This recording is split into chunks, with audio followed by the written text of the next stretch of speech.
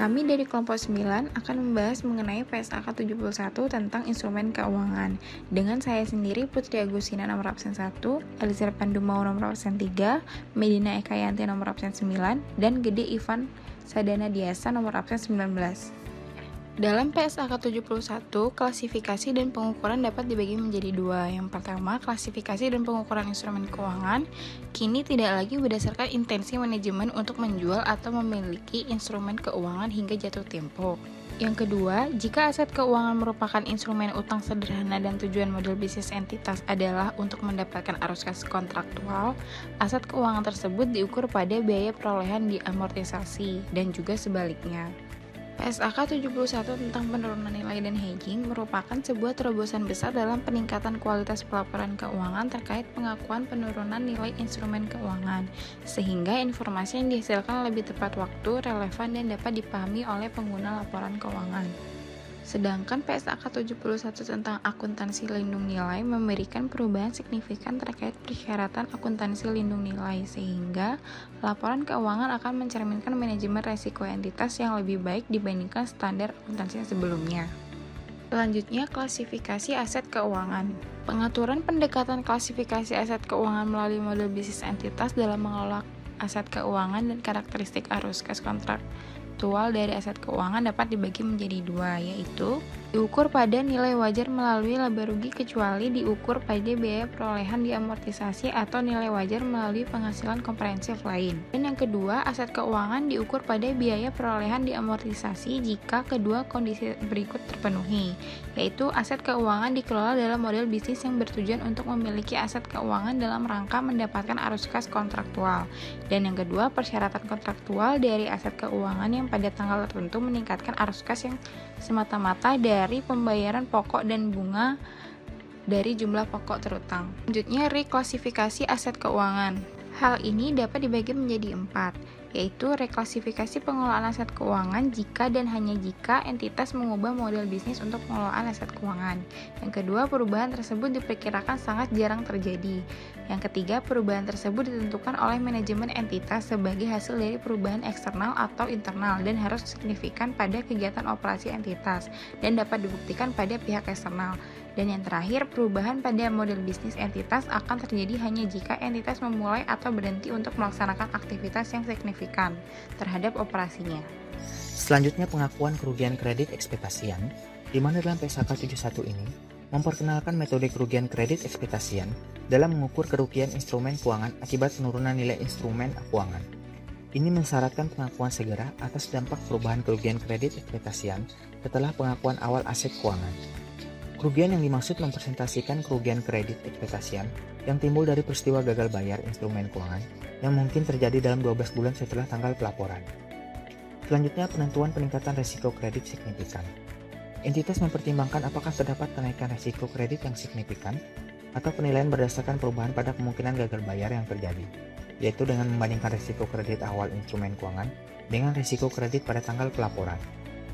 Selanjutnya, perhitungan kerugian kredit ekspektasian, di mana entitas mengakui penurunan nilai atas komitmen pinjaman dan kontak jaminan keuangan. Untuk kontak jaminan keuangan, di mana mempertimbangkan perubahan risiko bahwa debitur yang ditetapkan dalam kontrak akan mengalami gagal bayar. Sedangkan untuk komitmen pinjaman, di mana mempertimbangkan perubahan risiko gagal bayar yang terjadi pada pinjaman yang terkait dengan komitmen pinjaman. Selanjutnya, aset keuangan berasal dari aset keuangan memburuk, di mana entitas mengakui perubahan kumulatif atas kerugian kredit ekspektasian sepanjang umurnya sejak pengakuan awal aset keuangan sebagai penyisian kerugian atas aset keuangan yang dibeli atau yang berasal dari aset keuangan memburuk pada saat tanggal pelaporan. Pengungkapan. Entitas untuk mengungkapkan informasi yang mengidentifikasi dan menjelaskan a. Kredit manajemen risiko kredit. Penjelasan meliputi 1. Penentuan terjadinya peningkatan risiko kredit secara signifikan sejak pengakuan awal. 2. Definisi agar gagal bayar dan alasan pemilihan definisi. 3. Pengelompokan instrumen dalam rangka perhitungan kerugian kredit ekspektasi secara kolektif. 4. Entitas menentukan aset keuangan yang mengalami penurunan nilai kredit. 5. Kebijakan hapus buku dan kebijakan untuk aset keuangan hapus buku yang masih dapat ditagihkan. 6. Pengakuan kerugian kredit ekspektasian pada aset keuangan yang dimodifikasi. B. Informasi kualitatif dan kuantitatif terkait jumlah yang timbul dari kerugian kredit ekspektasian. Yang ke-C, exposure resiko kredit bertujuan untuk mempermudah pengguna laporan keuangan mengakses resiko kredit dan memahami konsentrasi kredit yang signifikan. Kriteria kualifikasian akuntansi lindung nilai. A. PSAK 71 menghilangkan persyaratan tes efektivitas tersebut dan memperkenalkan persyaratan yang lebih umum menggunakan pertimbangan manajemen, yaitu 1. Terdapat hubungan ekonomik antara item lindung nilai dengan instrumen lindung nilai. Pengurus resiko kredit tidak mendominasi perubahan nilai yang dihasilkan dari hubungan ekonomik tersebut, dan rasio lindung nilai dari hubungan lindung nilai adalah rasio yang sama dari hasil kuantitas item lindung nilai yang secara aktual dilindungi nilai dan kuantitas instrumen lindung nilai yang secara aktual digunakan entitas untuk melindungi nilai sejumlah kuantitas item lindung nilai tersebut. B. Menurut PSAK 55, hubungan lindung nilai dapat dianggap efektif jika memenuhi persyaratan tes efektivitas, yaitu 80 hingga 125%. Selanjutnya, rebalancing hubungan lindung nilai. Pada PSAK 71 mensyaratkan jika hubungan lindung nilai tidak lagi memenuhi persyaratan efektivitas lindung nilai terkait dengan rasio lindung nilai, namun tujuan manajemen risiko hubungan lindung nilai tersebut ditetapkan sama, entitas menyesuaikan rasio lindung nilai atas hubungan lindung nilai sehingga memenuhi kriteria kualifikasian lagi. Kemudian akuntansi untuk nilai waktu dari opsi untuk arus kas dan lindung nilai atas nilai wajar. Yang pertama, PSAK 71 mensyaratkan entitas untuk membedakan nilai waktu dari opsi berdasarkan jenis dari item lindung nilai yang dilindung nilai oleh opsi, transaksi yang berkaitan dengan item lindung nilai, dan periode waktu yang berkaitan dengan item lindung nilai. Yang kedua, ketika suatu entitas memisahkan nilai intrinsik dan nilai waktu dari suatu kontrak opsi dan menetapkan hanya perubahan nilai intrinsik dari opsi sebagai instrumen lindung nilai, entitas mencatat nilai waktu dari opsi sebagai berikut. Kemudian yang terakhir, lindung nilai atas kelompok item. PSAK 71 mensyaratkan sekelompok item merupakan item lindung nilai yang memenuhi syarat jika yang pertama terdiri dari item yang secara tersendiri merupakan item lindung nilai yang memenuhi syarat, yang kedua item dalam kelompok tersebut dikelola secara berkelompok untuk tujuan manajemen risiko, yang ketiga untuk lindung nilai atas arus kas untuk kelompok item yang variabilitas arus kasnya diperkirakan tidak proporsional terhadap variabilitas keseluruhan dalam arus kas kelompok, sehingga posisi risiko yang saling hapus timbul. Sekian presentasi dari kelompok kami ucapkan terima kasih.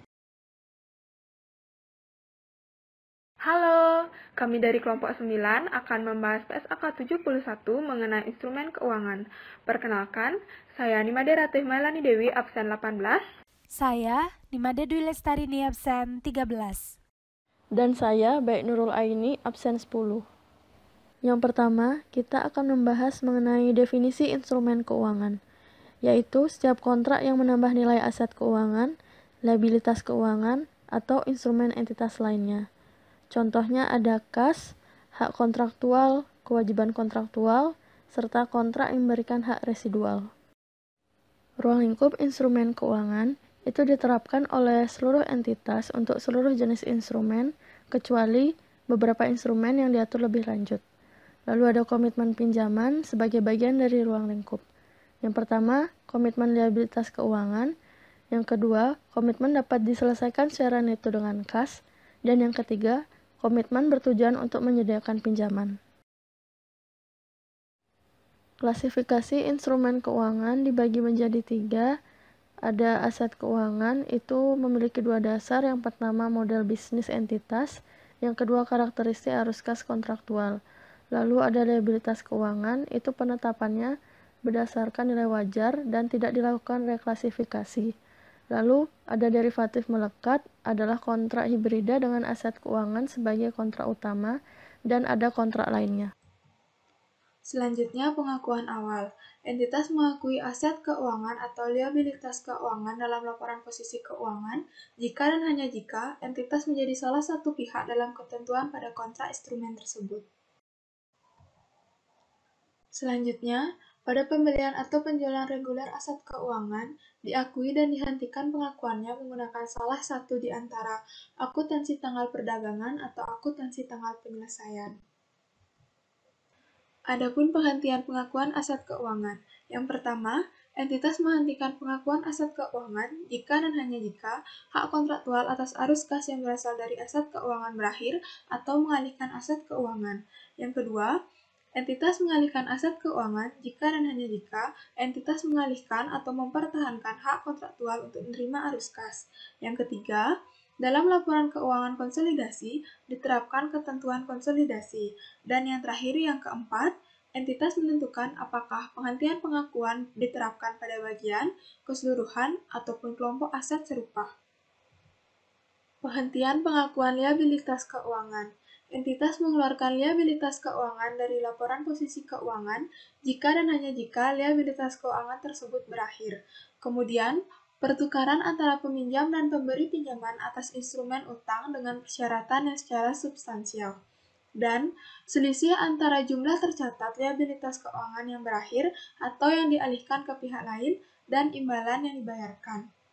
Kemudian selanjutnya ada pengukuran. Yang pertama yaitu pengukuran awal. Instrumen keuangan. Jika imbalan ditunjukkan untuk hal selain instrumen keuangan, maka entitas mengukur nilai wajar instrumen keuangan tersebut. Jika entitas menerbitkan pinjaman dengan suku bunga di bawah pasar, maka entitas mengakui pinjaman tersebut pada nilai wajar. Nilai wajar ditambah biaya transaksi terkait langsung dengan perolehan. Yang kedua ada pengukuran selanjutnya aset keuangan. Seluruh investasi pada instrumen ekuitas dan kontrak atas instrumen ekuitas tersebut harus diukur pada nilai wajar. Akan tetapi, pada keadaan terbatas, biaya perolehan dapat merupakan estimasi nilai wajar yang tepat. Yang ketiga ada pengukuran biaya perolehan diamortisasi metode bunga efektif. Entitas mengidentifikasi fee atau imbalan menjadi bagian yang tidak terpisah dari suku bunga efektif instrumen keuangan. Origination fee diterima sehubung dengan perolehan aset keuangan. Imbalan komitmen untuk memberikan pinjaman, origination fee dibayar saat menerbitkan liabilitas keuangan yang diukur pada biaya perolehan diamortisasi. Selanjutnya ada biaya transaksi dan penghapusan. Biaya transaksi meliputi fee atau imbalan dan komisi yang dibayar oleh agen, konsultan, perantara efek, dan dealer. Penghapusan dapat berkaitan dengan aset keuangan secara seluruh atau sebagian. Yang terakhir ada penurunan nilai. Hal yang perlu diperhatikan dalam penurunan nilai instrumen keuangan yaitu pengakuan kerugian kredit ekspektasian, peningkatan resiko kredit secara signifikan, aset keuangan yang dimodifikasi, aset keuangan yang dibeli atau berasal dari aset keuangan memburuk, pendekatan untuk menyederhanakan piutang dagang, aset kontrak, dan piutang sewa, pengukuran kerugian kredit ekspektasian. Sekian presentasi dari kelompok kami. Akhir kata saya ucapkan terima kasih. Hari ini kita akan menjelaskan PSAK 71 tentang instrumen keuangan. Sebelumnya, kami akan memperkenalkan diri. Yang pertama, Idewo Agung Krisna Putra dengan NIM 18156444119. Yang kedua ada Niluh Dewi Parwati dengan NIM 18156444143. Yang ketiga ada Imade Andika Putra Liska dengan NIM 18156444173. Adapun tujuan instrumen keuangan yaitu untuk menetapkan prinsip laporan keuangan atas aset dan liabilitas keuangan yang menyajikan informasi relevan bagi pengguna laporan keuangan untuk melakukan penilaian terhadap jumlah, waktu, dan ketidakpastian arus kas masa depan entitas. Selanjutnya, ruang lingkup instrumen keuangan diterapkan untuk seluruh jenis instrumen keuangan kecuali piutang sewa pembiayaan dan piutang sewa operasi yang diakui penyewa mengikuti persyaratan penghentian, pengakuan, dan penurunan nilai. Liabilitas sewa yang diakui oleh penyewa mengikuti persyaratan penghentian pengakuan, derivatif yang melekat pada sewa mengikuti persyaratan, dan hak atas pembayaran untuk penggantian pengeluaran entitas untuk menyelesaikan liabilitas yang diakui sebagai provisi. Pengakuan awal. Entitas mengakui aset atau liabilitas keuangan dalam laporan posisi keuangan jika entitas menjadi salah satu pihak dalam ketentuan kontraktual instrumen tersebut. Pembelian atau penjualan reguler aset keuangan diakui dan dihentikan pengakuannya menggunakan salah satu di antara akuntansi tanggal perdagangan atau penyelesaian. Penghentian pengakuan. Entitas menghentikan pengakuan aset jika hak kontraktual atas arus kas yang berasal dari aset keuangan berakhir atau entitas mengalihkan aset keuangan.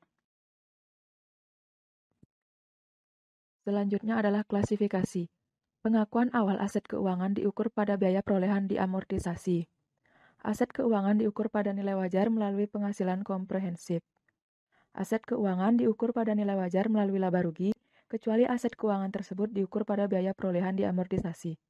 Opsi untuk menetapkan aset keuangan yang diukur pada nilai wajar melalui laba rugi.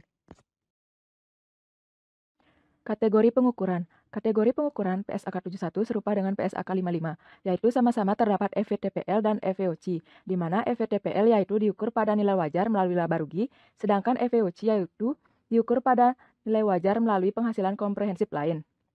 Perubahan signifikan dalam mengklasifikasikan aset keuangan, yaitu reklasifikasi aset keuangan tunduk pada ketentuan yang sangat rigid dan diperkirakan tidak sering terjadi. Baik, selanjutnya ada klasifikasi mengenai liabilitas keuangan. Adapun kategori pengukurannya, ketentuan PSAK 55 sebagian besar masih dipertahankan, biaya perolehan diamortisasi, dan menggunakan sistem FVTPL. Penyajian dalam penghasilan komprehensif lain atas keuntungan atau kerugian liabilitas keuangan yang ditetapkan untuk diukur pada FVTPL yang timbul dari perubahan risiko kredit, kecuali jika hal tersebut menciptakan atau meningkatkan inkonsistensi pengakuan dan pengukuran. Reklasifikasi liabilitas keuangan tidak diperkenankan. Selanjutnya saya akan membahas mengenai akuntansi lindung nilai. Adapun poin-poin yang dibahas yaitu komentar terhadap PSAK 55 mengenai instrumen keuangan, khususnya pengakuan dan pengukuran. Pertama, kompleks dan rule based. Kedua, penyusunan laporan keuangan tidak dapat mencerminkan lindung nilai pada laporan keuangan. Ketiga, sulit untuk investor untuk memahami praktek manajemen risiko. Dari komentar tersebut, didapatkan solusi pada ED PSAK 71 mengenai instrumen keuangan. Pertama, perbaikan besar pada akuntansi lindung nilai. Kedua, penyelarasan pelakuan akuntansi dengan aktivitas manajemen risiko. Ketiga, memungkinkan penyusunan laporan keuangan untuk mencerminkan lindung nilai pada laporan keuangan. Dan terakhir, menyediakan pengungkapan untuk membantu investor memahami risiko manajemen dan dampak terhadap laporan keuangan. Dari kedua tersebut, dihasilkan persyaratan komponen pembanding antara PSAK 55 dengan ED PSAK 71. Dan berikut adalah tabelnya. Sekian pembahasan mengenai PSAK 71. Apabila terdapat salah-salah kata, kami mohon maaf, dan akhir kata kami ucapkan terima kasih. Selamat siang Bapak pengajar mata kuliah teori akuntansi dan rekan-rekan semua. Perkenalkan, kami dari kelompok 9 yang terdiri dari 3 orang, yaitu Niwayan Emi Damaswari absen 7, saya sendiri Nimade Ayunovita Antari absen 23, dan Niwayan Fianka Rara Kristanti absen 26. Pada kesempatan kali ini kami akan membawakan materi PSAK 71 mengenai instrumen keuangan. PSAK 71 berlaku efektif di Indonesia pada 1 Januari 2020. PSAK ini mengacu kepada IFRS 9 yang menggantikan sebagian besar pengaturan yang sudah ada sebelumnya di PSAK 55. Secara garis besar ada 3 perbedaan utama dari PSAK sebelumnya. Yang pertama, klasifikasi dan pengukuran. Yang kedua, penurunan nilai aset keuangan. Dan yang ketiga, akuntansi lindung nilai. Berikut pengakuan awal mengenai instrumen keuangan. Instrumen keuangan diklasifikasikan menjadi 3, yaitu aset keuangan, liabilitas keuangan, dan derivatif melekat. Berikut gambaran mengenai perubahan signifikan dalam mengklasifikasi aset keuangan. Pada PSAK 71 ada 3 jenis klasifikasi dan pengukuran aset keuangan, yaitu FVTPL atau Fair Value Through Profit or Loss, Amortized Cost, dan FVOCI atau Fair Value Through Other Comprehensive Income. Klasifikasi instrumen keuangan. Jika instrumen utang memenuhi kriteria SPPI atau arus kas hanya dari pokok dan bunga dengan bisnis model 1 yaitu arus kas kontraktual, maka klasifikasi dan pengukurannya menggunakan biaya perolehan diamortisasi. Kalau memenuhi kriteria SPPI dan menggunakan bisnis model 2, maka klasifikasi dan pengukurannya menggunakan FVOCI. Derivatif klasifikasi dan pengukurannya menggunakan FVTPL. Dan ekuitas kalau dengan tujuan untuk diperdagangkan maka menggunakan FVTPL dan jika tidak menggunakan FVOCI. Dan ada 2 kota opsi yang bisa dipilih perusahaan untuk menetapkan aset keuangan berikut kriteria SPPI. Klasifikasi liabilitas keuangan menggunakan amortized cost dan FVTPL. Penurunan nilai aset keuangan menggunakan konsep expected credit loss yang mempertimbangkan informasi yang dicakup, yaitu kejadian masa lalu, kondisi kini, dan perkiraan kondisi masa depan. Berikut gambaran umum mengenai penurunan nilai aset keuangan. Perusahaan harus melakukan penilaian aset keuangannya berada di stage 1, stage 2, atau stage 3. Diberikan dua opsi, bisa menggunakan pendekatan umum seperti 3 stage di atas, dan bisa menggunakan pendekatan disederhanakan untuk piutang sewa, piutang dagang, dan aset kontrak. Berikut perubahan utama penurunan nilai dari PSAK 55. Tujuan dan ruang lingkup akuntansi lindung nilai. Tujuan akuntansi lindung nilai adalah untuk menunjukkan dalam laporan keuangan dampak dari aktivitas manajemen risiko entitas yang menggunakan instrumen keuangan untuk mengelola exposure yang timbul dari risiko tertentu yang dapat mempengaruhi laba rugi. Berikut penjelasan instrumen kualifikasian. Penetapan instrumen lindung nilai. Instrumen kualifikasian harus ditetapkan seluruhnya sebagai instrumen lindung nilai. Pengecualian yang diizinkan yaitu sebagai berikut. Item lindung nilai dapat dibedakan menjadi 5. Yang pertama, item lindung nilai harus dapat diukur secara andal. Yang kedua, jika item lindung nilai adalah perkiraan transaksi, transaksi tersebut harus kemungkinan besar terjadi. Yang ketiga, item lindung nilai dapat berupa suatu item tunggal atau kelompok dari item.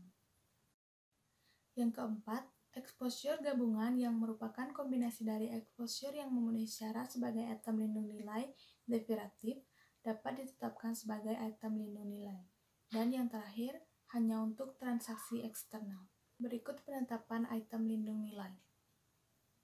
Akuntansi untuk hubungan lindung nilai kualifikasian dibagi menjadi 3, yaitu lindung nilai atas nilai wajar, lindung nilai atas arus kas, dan lindung nilai investasi neto dalam kegiatan luar negeri.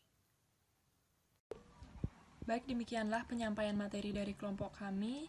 Semoga apa yang kami tayangkan bermanfaat bagi kita semua, dan kami mohon maaf apabila ada salah kata dalam penyampaian materi kami. Terima kasih. Perkenalkan, kami dari kelompok 9 atas nama Gita Ayu Andani, Indira Lutfiah, dan Gitan Kesari.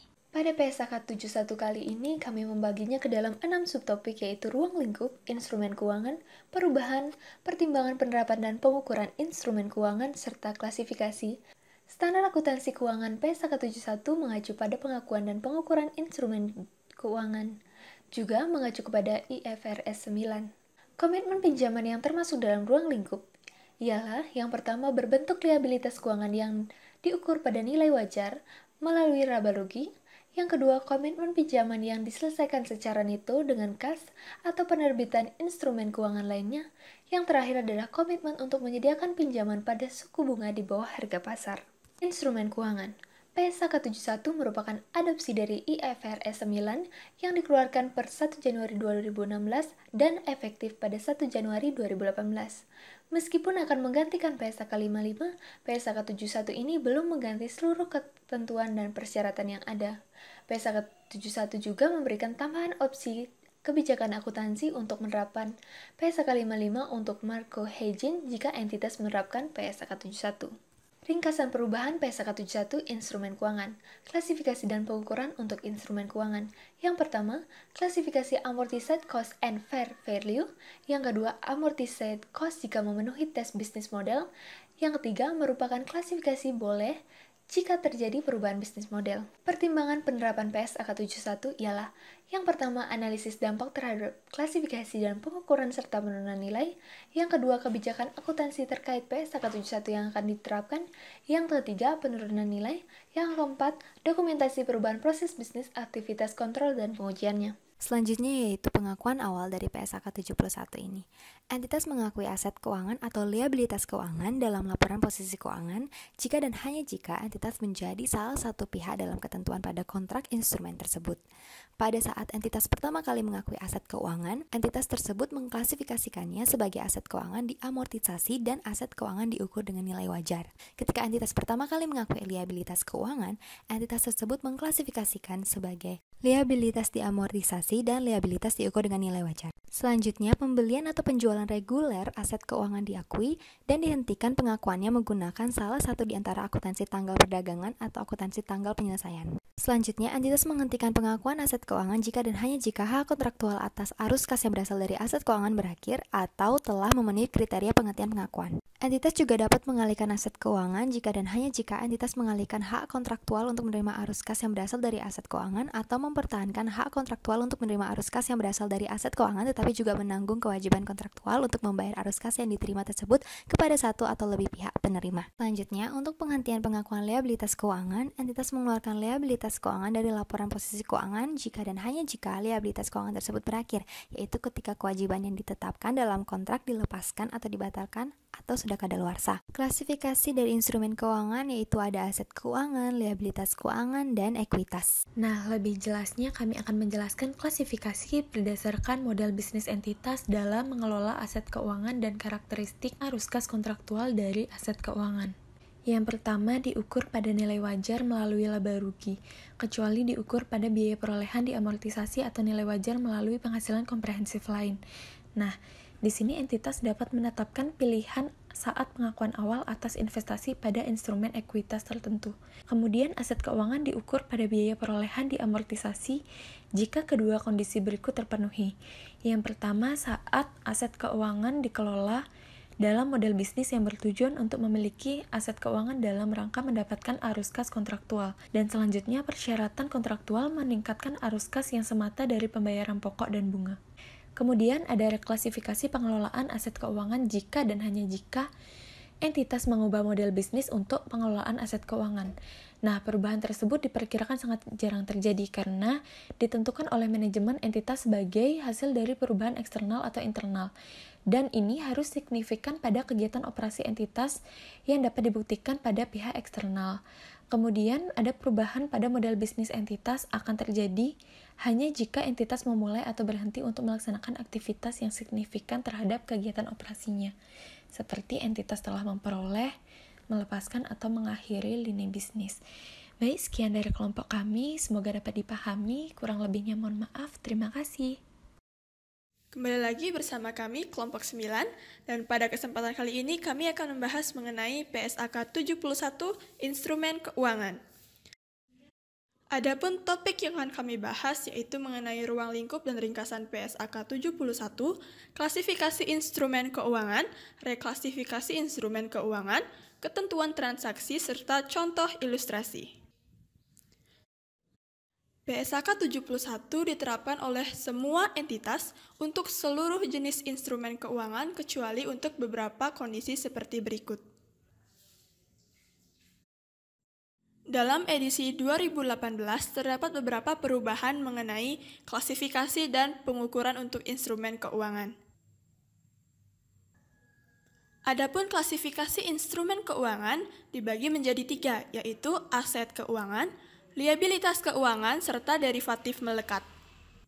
Adapun yang dimaksud dengan aset keuangan dalam PSAK 71 yaitu aset keuangan yang diukur pada nilai wajar melalui laba rugi, aset keuangan yang diukur pada nilai wajar melalui penghasilan komprehensif lain, serta aset keuangan yang diukur pada biaya perolehan diamortisasi.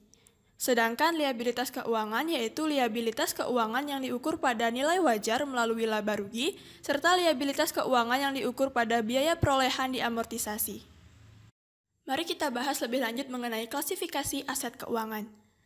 Entitas mengklasifikasikan aset keuangan sehingga setelah pengakuan awal, aset keuangan diukur pada biaya perolehan diamortisasi atau amortized cost, nilai wajar melalui penghasilan komprehensif lain, dan nilai wajar melalui laba rugi. Sedangkan dasar klasifikasi untuk aset keuangan adalah 2, yaitu model bisnis entitas dalam mengelola aset keuangan dan karakteristik arus kas kontraktual dari aset keuangan. Selanjutnya, klasifikasi liabilitas keuangan, di mana entitas mengklasifikasikan seluruh liabilitas keuangan setelah pengakuan awal diukur pada biaya perolehan diamortisasi atau amortized cost, kecuali untuk beberapa kondisi seperti berikut. Selanjutnya, klasifikasi derivatif melekat. Definisi dan panduan PSAK 55 tentang pemisahan derivatif melekat dan akuntansi Untuk instrumen hibrida diteruskan ke PSAK 71. Untuk instrumen di mana host kontrak bukan aset keuangan dalam ruang lingkup PSAK 71. Jika host kontrak adalah aset keuangan dalam ruang lingkup PSAK 71, derivatif melekat tidak dipisahkan dari host. Sebaliknya, instrumen hibrida dinilai untuk klasifikasi secara keseluruhan menggunakan persyaratan klasifikasi untuk aset keuangan. Seluruh instrumen hibrida harus diukur sebagai satu dan tidak dipisahkan.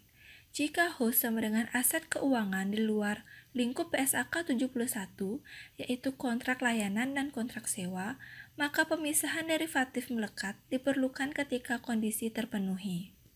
Selanjutnya, reklasifikasi.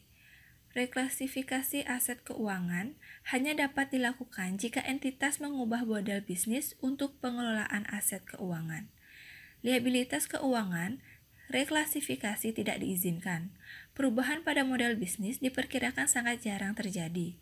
Perubahan ditentukan oleh manajemen senior entitas sebagai akibat dari perubahan eksternal atau internal dan harus merupakan suatu perubahan yang signifikan terhadap operasi entitas dan dapat dibuktikan kepada pihak eksternal. Perubahan pada model bisnis entitas akan terjadi hanya jika entitas memulai atau berhenti melaksanakan aktivitas yang signifikan terhadap kegiatan operasinya. Selanjutnya, penurunan nilai model baru. Informasi yang dicakup yaitu kejadian pada masa lalu ditambah dengan kondisi sekarang dan perkiraan kondisi ekonomi di masa depan. Selanjutnya, elemen utama dari model penurunan nilai. Yang pertama, kerugian kredit, ekspektasian 12 bulan. Kerugian yang timbul dari peristiwa gagal bayar yang mungkin terjadi dalam 12 bulan setelah akhir periode pelaporan. Yang kedua, kerugian kredit, ekspektasian sepanjang umurnya. Kerugian yang timbul dari seluruh kemungkinan peristiwa gagal bayar sepanjang perkiraan umur instrumen keuangan. Selanjutnya yaitu peningkatan risiko kredit secara signifikan, dan yang terakhir adalah gagal bayar. Risiko kredit telah meningkat secara signifikan sejak pengakuan awal jika pembayaran kontraktual telah tertunggak lebih dari 30 hari. Untuk menilai kenaikan risiko kredit signifikan, entitas melakukan penilaian didasarkan pada perubahan risiko gagal bayar sejak pengakuan awal, tidak didasarkan pada perubahan dalam jumlah kerugian kredit ekspektasian, dan berdasarkan seluruh informasi yang wajar dan terdukung termasuk informasi perkiraan masa depan. Pengecualian terhadap risiko kredit rendah dapat diberikan apabila instrumen keuangan memiliki risiko gagal bayar yang rendah, peminjam memiliki kapasitas yang kuat untuk memenuhi kewajiban arus kas kontraktualnya dalam jangka waktu dekat, dan memburuknya kondisi ekonomi dan bisnis dalam jangka waktu yang panjang. Kemudian, untuk pengungkapan, entitas mengungkapkan secara ekstensif mengenai penjelasan bagaimana pertimbangan digunakan seperti bagaimana entitas menentukan kapan risiko kredit telah meningkat secara signifikan, dan pengungkapan secara kuantitatif. Untuk ketentuan transaksi, entitas menerapkan pernyataan ini secara retrospektif sesuai dengan PSAK 25 mengenai kebijakan akuntansi, perubahan estimasi akuntansi, dan kesalahan. Namun, pernyataan ini tidak diterapkan untuk item yang telah dihentikan pengakuannya pada tanggal penerapan awal. Untuk ketentuan transaksi untuk akuntansi lindung nilai, ketika entitas pertama kali menerapkan pernyataan ini, entitas dapat memilih sebagai bagian kebijakan akuntansinya untuk menerapkan persyaratan dalam bab 6 dari PSAK 71 ini, atau terus menerapkan persyaratan akuntansi lindung nilai sesuai dengan PSAK 55. Selanjutnya, untuk contoh ilustrasi, diketahui bahwa informasi yang didapat dari PT Mawar adalah sebagai berikut. Sehingga kerugian ekspektasian sama dengan piutang dagang dikalikan dengan persentase probabilitas bahwa debitur sama sekali tidak membayar, ditambah dengan suku efektif dikalikan dengan persentase probabilitas bahwa debitur dapat membayar penuh saat jatuh tempo, sehingga untuk kerugian ekspektasian PT Mawar sebesar Rp4.000. Sekian presentasi dari kelompok kami, mohon maaf apabila ada kesalahan kata. Akhir kata kami tutup dengan terima kasih.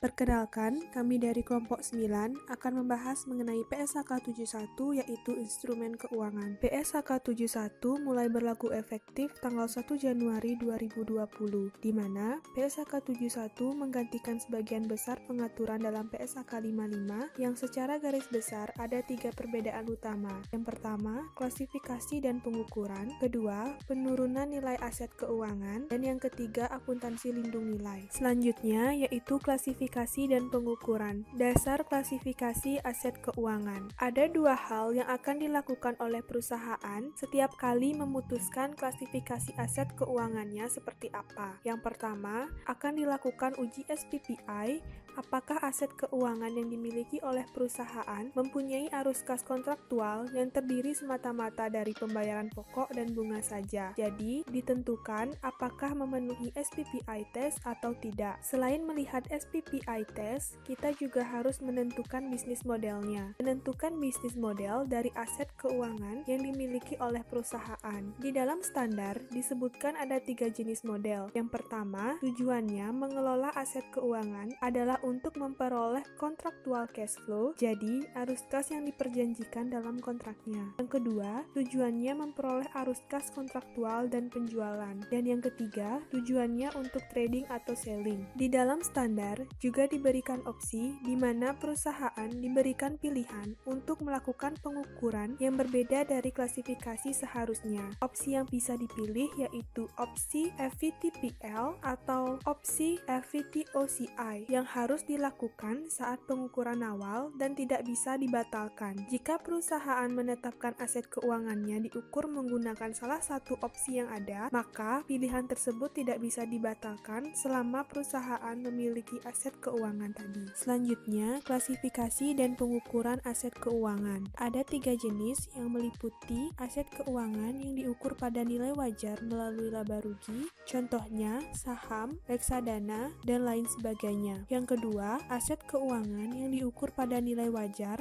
melalui penghasilan komprehensif lain, contohnya keuntungan atau kerugian penjualan saham setelah diukur ke dalam FVTPL. Yang ketiga, aset keuangan yang diukur pada biaya perolehan diamortisasi, contohnya goodwill atas penyertaan saham atau akuisisi saham, premi obligasi, dan lainnya. Klasifikasi liabilitas keuangan yang dibagi menjadi 2. Yang pertama, liabilitas keuangan yang diukur pada nilai wajar melalui laba rugi, contohnya obligasi, MTN, dan EBA, di mana ada 2 opsi. Yang pertama, perubahan FV karena faktor selain risiko kredit diakui di laba rugi, dan perubahan FV karena faktor risiko kredit diakui di penghasilan komprehensif lain. Yang kedua, liabilitas keuangan yang diukur pada biaya perolehan diamortisasi, contohnya diskonto obligasi. Selanjutnya, pengukuran, di mana pengukuran dibagi menjadi pengukuran awal, pengukuran selanjutnya aset keuangan, pengukuran selanjutnya liabilitas keuangan, dan pengukuran biaya perolehan diamortisasi. Pokok pembahasan yang selanjutnya yaitu penurunan nilai, yang membutuhkan informasi yang mencangkup kejadian masa lalu, kondisi sekarang, dan perkiraan kondisi ekonomi masa depan. Merupakan gambaran secara garis besar mengenai impairment. Ini merupakan pendekatan umum yang ada di dalam standar, di mana perusahaan diminta untuk melakukan penilaian aset keuangannya berada di tahap 1, tahap 2, atau tahap 3, karena setiap tahap ada perlakuan akuntansi yang berbeda. Satu itu, jika kondisi kredit perusahaan masih aman, dan tahap 2 artinya terjadi resiko pemburukan dari resiko kredit, jadi risiko kredit mengalami kenaikan. Dan untuk tahap 3 artinya kondisinya sudah kredit impaired. Dalam standar perusahaan harus menentukan kapan aset keuangannya pindah dari satu tahap ke tahap yang lain, jadi harus ada kriterianya. Dalam standar sudah disebutkan ada risiko kredit signifikan jika sudah telat bayar lebih dari 30